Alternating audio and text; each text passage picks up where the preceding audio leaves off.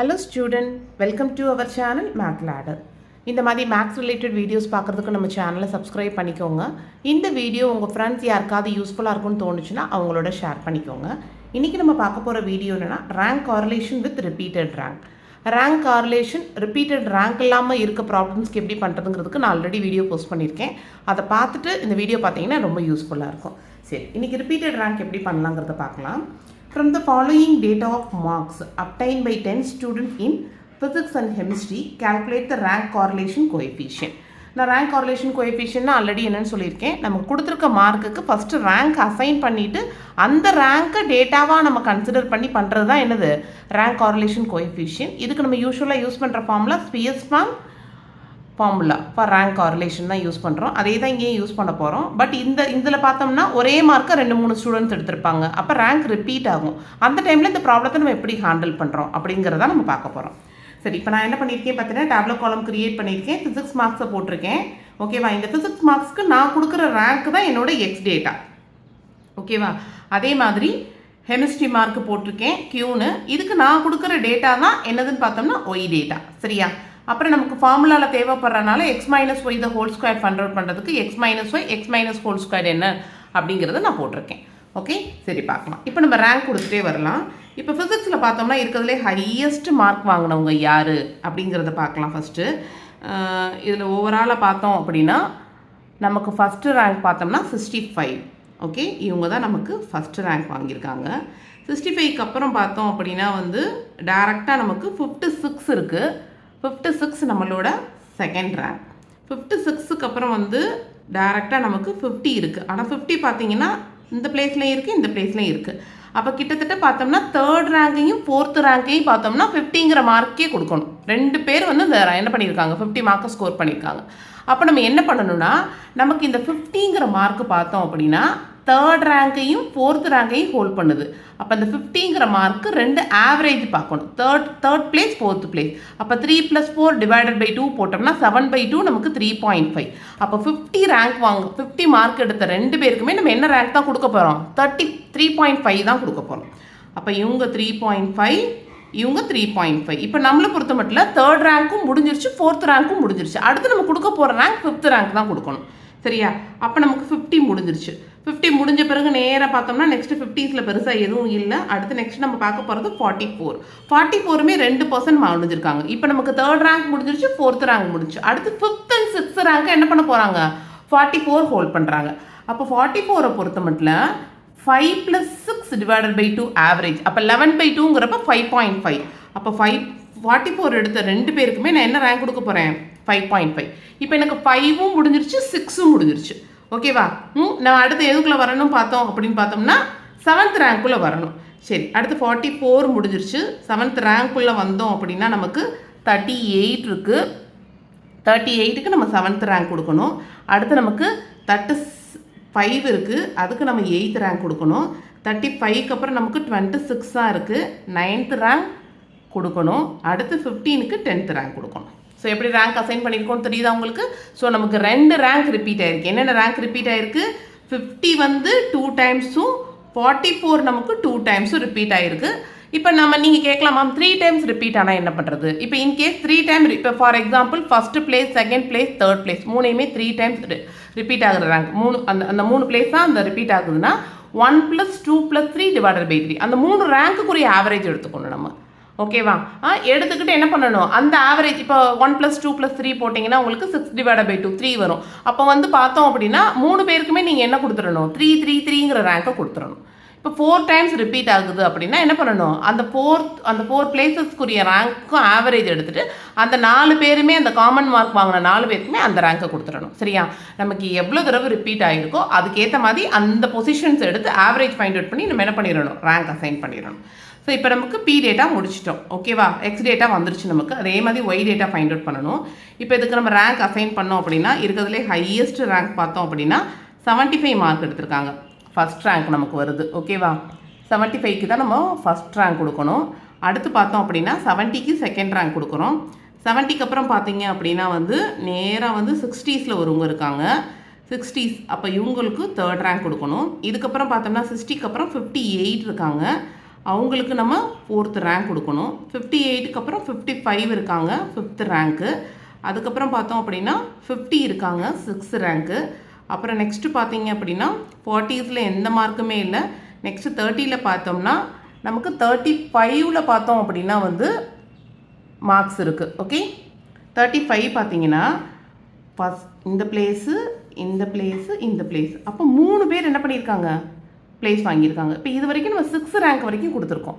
அப்போ 7th rank, 8th rank, 9th rank. அப்போ இதோட ஆவரேஜ் ஓகேவா. அப்போ இதோட ஆவரேஜ் நீங்கள் ஃபைண்ட் அவுட் பண்ணுறப்போ உங்களுக்கு ஆன்சர் என்ன வரும் அப்படின்னு பார்த்தீங்க அப்படின்னா, ஓகே இப்போ இந்த 3 ரேங்க்கு 7, 8, 9 இப்போ இதை நீங்கள் ஆட் பண்ணுறப்போ உங்களுக்கு என்ன வரும் அப்படின்னா 24/3 அப்போ 8. அப்போ இந்த 35 வாங்கின எல்லாருக்குமே நான் என்ன ரேங்க் தான் கொடுக்கணும், 8th ரேங்க் தான் கொடுக்கணும். பட் இவங்க ஹோல்ட் பண்ண place 7th place, 8th place, 9th place. அப்போ 9 பிளேஸ் வரைக்கும் நமக்கு முடிஞ்சிருச்சு.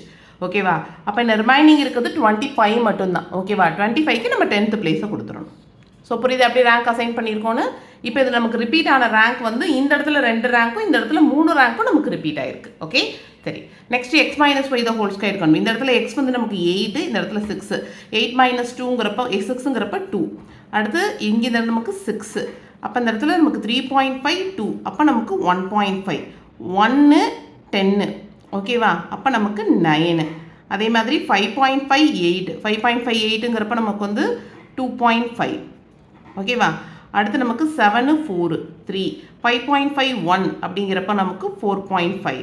ஓகே. நெக்ஸ்ட் 3.53ங்கிறப்ப 0.5 10 5ங்கிறப்ப 5 9 8ங்கிறப்ப 1. இதான் நம்ம எக்ஸ் மைனஸ் ஒய் டேட்டா. இதுக்கப்புறம் இதை நீங்கள் ஹோல் ஸ்கொயர் பண்ணணும். ஓகேவா. ஹோல் ஸ்கொயர் பண்ணுறப்போ 4 36 2.25 9 × 9 81. இது வந்து நமக்கு 6.25. இந்த இடத்துல 9 4.5ங்கிறப்ப 20.25 0.5ங்கிறப்ப 0.25. இந்த இடத்துல 25 1. அப்போ இதெல்லாம் நீங்கள் ஆட் பண்ணுறப்ப என்ன கிடைக்கும்னு பார்த்தீங்க அப்படின்னா உங்களோட summation of x minus y the whole square நீங்கள் எல்லாம் கால்குலேட்டர் வச்சு ஆட் பண்ணுறப்ப 185 கிடைக்கும். சரியா. 185 நமக்கு கிடைக்குது. நெக்ஸ்ட் இதை கொண்டு போய் நம்ம ஃபார்முலாவில் சப்ஸ்டியூட் பண்ணணும். சரியா. ஸோ ஃபார்முலாவில் சப்ஸ்டியூட் பண்ணுறப்ப நமக்கு எப்படி இருக்கும் அப்படின்னா இங்கே பாருங்கள். நம்மளோட ஸ்பியர்மேன் ஃபார்முலா பார்த்தீங்க அப்படின்னா என்ன நமக்கு தெரியும். ஸ்பியர்மேன் ஃபார்முலா என்ன ரேங்க் கார்லேஷனுக்கு என்ன அப்படின்னா rho equal to 1 - 6 summation of x minus y the whole square divided by n × n² - 1. என்னங்கிறது நம்பர் ஆஃப் டேட்டா. இப்போ நம்ம யூஸ்வலாக இங்கே பார்த்தோம்னா 10 மெம்பர்ஸோட என்ன பண்ணியிருக்கோம், ஃபிசிக்ஸ் அண்ட் கெமிஸ்ட்ரி மார்க்ஸ் எடுத்திருக்கோம். அப்போ n வந்து எனக்கு என்னன்னா 10. ஆனால் இந்த இடத்துல நமக்கு ரிப்பீட்டட் ரேங்க் இருக்கிறனால நம்ம என்ன பண்ணணும் அப்படின்னு பார்த்தோம்னா இந்த summation of x minus y the whole ஸ்கொயரோட ஒரு 3 ஃபேக்ட், ஏன்னா 3 ரேங்க் நமக்கு ரிப்பீட் ஆகிருக்கு, ஒரு 3 ஃபேக்டரை ஆட் பண்ணணும். அந்த ஃபேக்டரை எப்படி ஃபைண்ட் அவுட் பண்ணணும்னா ஒரு சின்ன டீட்டெயில் எழுதியிருக்கேன். என்ன கொடுத்துருக்கேன் பாருங்கள். We observe that in the value of x, the marks 50 and 44 occur twice. 50ங்கிற mark 2 தடவையும் 44ங்கிற மார்க் 2 தடவையும் நமக்கு அக்கர் ஆயிருக்கு. ஓகேவா. இந்த value of y the mark 35 occurs thrice. 35ங்கிற மார்க் நமக்கு ஒய்யில் வந்து 3 தடவை அக்கர் ஆயிருக்கு. ஓகேவா. ஹென்ஸ் இந்த calculation of rank correlation coefficient summation of x minus y the whole square is to be corrected by adding the following correlation factor. Sorry, correction factors வச்சு என்ன பண்ணணும், நம்ம ஆட் பண்ணணும். ஓகே, அதை தான் இப்போ நம்ம பண்ண போகிறோம். சரி, எப்படி ஆட் பண்ணுறது அப்படின்னா இதுதான் நம்ம ஆட் பண்ண வேண்டிய கரெக்ஷன் ஃபேக்டர். என்னன்னா m × m² - 1 டிவைடட் பை 12. ஓகேவா. அப்போ இந்த இடத்துல எம்ங்கிறது என்னன்னா நம்மளோட அந்த ஒரு மார்க்கு எத்தனை தடவை ரிப்பீட் ஆயிருக்கு. ஃபார் எக்ஸாம்பிள் இப்போ நமக்கு 50 வந்து 2 டைம்ஸ் ரிப்பீட் ஆயிருந்துச்சு. அப்போ இந்த இடத்துல ஃபஸ்ட்டு ஒன்றில் பார்த்தோம்னா m வந்து எனக்கு 2. இப்போ நான் எம்க்கு என்ன பண்ணுறேன்னு பார்த்தோம்னா 2 சப்ஸ்டியூட் பண்ணுறேன். அப்போ எனக்கு என்ன ஆயிரும், m × m² - 1ங்கிறப்ப நான் கால்குலேட் பண்ணுறப்போ 1/2. சரியா. அப்போ அதே மாதிரி 44 எனக்கு எத்தனை தடவை, 2 தடவை ரிப்பீட் ஆச்சு. அப்போ n எனக்கு இங்கேயும் 2 தான். அப்போ நான் எப்பயும் போல் இதே மாதிரி m × m² - 1 டிவைடட் பை 12 கண்டுபிடிக்கிறப்ப இங்கே எனக்கு என்ன தான் வரும், 1/2 வரும். ஆனால் 35ல் பார்த்தீங்கன்னா m வந்து 3 தடவை ரிப்பீட் ஆகிருக்கு. அதாவது வேல்யூ 3. அப்போ இந்த இடத்துல எனக்கு m வந்து 3. ஓகேவா.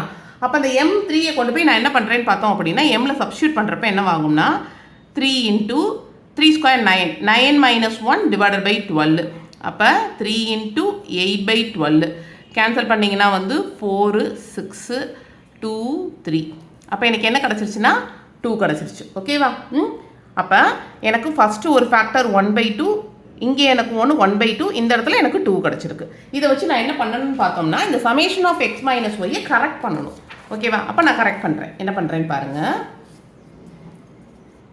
Corrected summation of x minus y the whole square. ஓகேவா? corrected summation of x. இப்போ நமக்கு old summation of x minus y the whole square என்னது? 185. ஓகேவா? அப்போ இந்த old summation of x minus y the whole squareல நான் என்ன பண்ணணும்? எனக்கு இந்த ஃபஸ்ட்டு கிடச்ச கரெக்ஷன் ஃபேக்டர் இருக்குது பார்த்தீங்களா? 1/2, செகண்ட் கிடச்ச 1/2, தேர்ட் கிடச்ச 2 ஆட் பண்ணணும்.